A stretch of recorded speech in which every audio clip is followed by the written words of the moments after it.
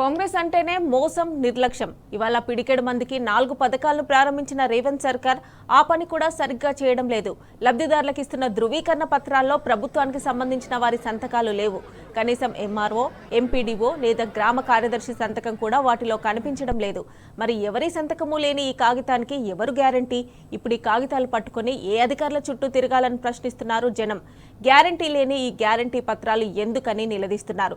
ఇది నిర్లక్ష్యమా లేదంటే మరో మోసమా అని జనం తీవ్రంగా మండిపడుతున్నారు.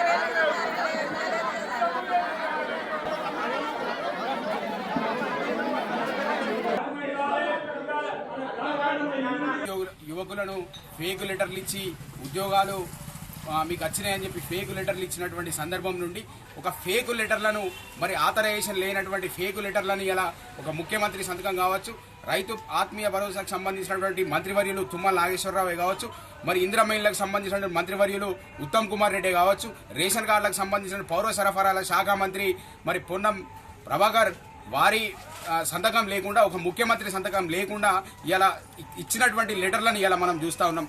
ఈ ఇచ్చినటువంటి లెటర్లను మరి మేము ఎవరి దగ్గరికి పట్టుకొని పోవాలి? ఈ లెటర్లను మరి కలెక్టర్ను సంప్రదించాలా, మరి గ్రామంలో ఉన్నటువంటి ఎంపీడీఓని సంప్రదించాలా, ఎంఆర్ఓని సంప్రదించాలా అనేటువంటి పరిస్థితులు ఇలా మాకు కనబడుతున్నాయి. కేవలం తూతూ మంత్రంగా మాకు లెటర్లు ఇచ్చి ఇలా మా గ్రామ పంచాయతీలలో జరిగిపోయే ఎన్నికలలో మా ఓట్లను దండుకోవడానికి కాంగ్రెస్ పార్టీ ప్రభుత్వం మరొకసారి ఈ దొంగ బుద్ధిని చూపెట్టింది.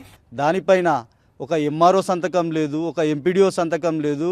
ఎటువంటి సంతకాలు లేకుండా ఊరికేనే రేవంత్ రెడ్డి మరియు పౌర సరఫరాల శాఖ మంత్రి ఎవరైతే ఉత్తమ్ కుమార్ రెడ్డి ఉన్నారో వారిద్దరి ఫోటోలు పెట్టేసి ఈరోజు మీరు ఏవైతే గ్యారంటీ పత్రాలు ఏవైతే ఇచ్చిండ్రో వాటిపైన ఏ ఎంఆర్ఓ సంతకం ఉన్నదో చెప్తారా?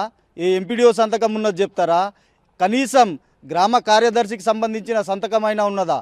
మీరు ఎటువంటి సంతకాలు లేకుండా వాటిని గ్యారంటీ పత్రం అని చెప్పేసి మీరు ఎట్లా చెప్తారు? ఇవాళ ఇచ్చినటువంటి గ్యారంటీ కార్డులు అదేదో కార్డులు వంచిండు, అవి దాని మీద ఎంఆర్ఓ సిగ్నేచర్ లేదు, నా ఎంపీడీఓ సిగ్నేచర్ లేదు, కనీసం పంచాయత్ సెక్రటరీ సిగ్నేచర్ కూడా లేదు.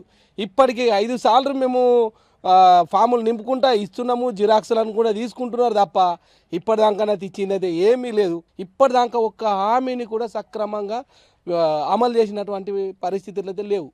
మళ్ళీ మీరు గ్రామాల్లోకి మీ కాంగ్రెస్ కార్యకర్తలు మీరైతే రారు, కానీ మీ కాంగ్రెస్ కార్యకర్తలు కనుక ఎవరు వచ్చినా కూడా తరిమి కొట్టడానికి రెడీగా ఉన్నారు ప్రజలందరూ.